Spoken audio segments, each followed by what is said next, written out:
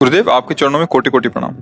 गुरुदेव भगवान, हमने संसार में जिनको अपना आश्रय मानकर जीवन साथी के रूप में वर्ण किया और जीवन समर्पित कर दिया, उन्होंने ही जब हमें ठुकरा दिया और जीवन की मझधार में बिल्कुल अकेला छोड़ दिया, इतना सब होने पर भी उनके प्रति अति मोह आसक्ति खत्म होकर सिर्फ और सिर्फ श्री जी के चरणों में कैसे लगे? एक बार मार्कंडेय जी के आश्रम के पास सुरथ नाम का एक वैश्य और एक राजा दोनों आपस में मिले। तो राजा से पूछा, आप जंगल में यहाँ कैसे? वह मेरा राज्य छिन गया है, पर मैं वही राज सिंहासन, वही राजमहल, वही रानियां, ये हमारा चिंतन नहीं जा रहा है। मुझे राज्य मिले इस बात के लिए तो मैं दुखी नहीं, पर मैं अपने परिवार को नहीं छोड़ सकता। और रोने लगा। फिर पूछा, आप क्यों इधर जंगल में?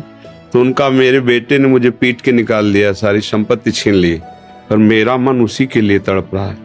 वो भले मुझे पीटे, पर मैं अपने बेटे, बहू, परिवार को नहीं छोड़ सकता।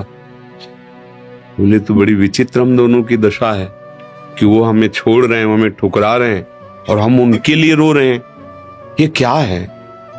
तो राजा ने कहा, पास में मार्कंडेय जी का आश्रम है, हम लोग उन महापुरुष के पास चलते हैं और अपना निवेदन करते हैं। तो जाके प्रणाम किया और अपनी बात दोनों ने रखी। तो मार्कंडेय जी ने कहा, ये भगवती माया का प्रभाव है।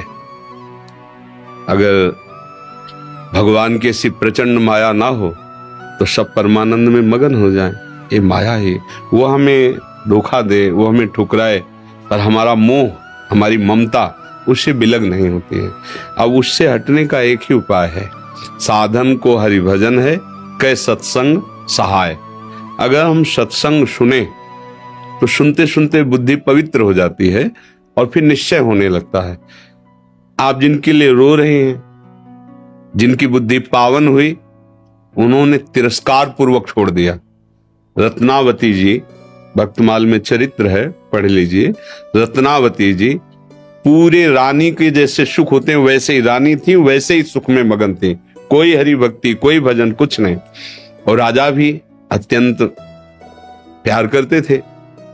पर दासी वो वृंदावन आती थी और संतों का संग करती थी, सत्संग, तो उसके हृदय में गोविंद के चरणों में प्रीति उत्पन्न हो गई। वो रानी के कभी पैर दबा रही होती तो एकदम बोल पड़ती, हा कुंज बिहारी, हा गोविंद।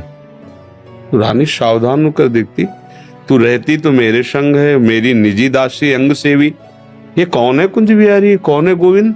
किससे तू प्यार करती है? आज तक मुझे नहीं बताया। हमारे यहाँ की दासियां तो आजीवन समर्पित अंग सेवी